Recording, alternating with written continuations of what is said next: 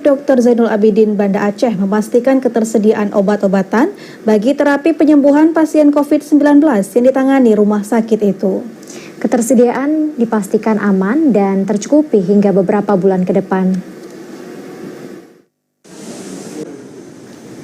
Ketersediaan obat-obatan bagi terapi penyembuhan pasien COVID-19 disampaikan pelaksana tugas Wakil Direktur Bidang Sumber Daya Manusia, Dr. Raihan SPAK.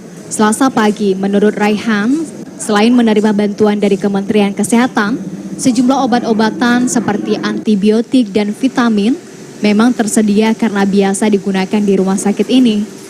Raihan mengatakan pihaknya akan melakukan proses pengadaan jika obat yang diterima dari kementerian tidak mencukupi kebutuhan rumah sakit tersebut.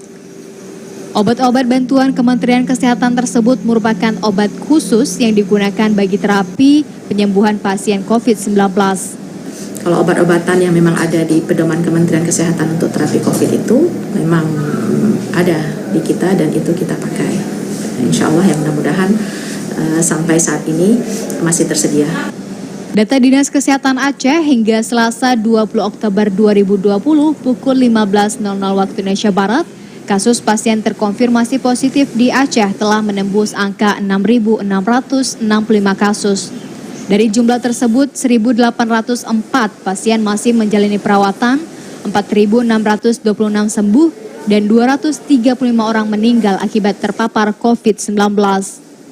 Dari Banda Aceh, Arman Konadi, TVRI melaporkan.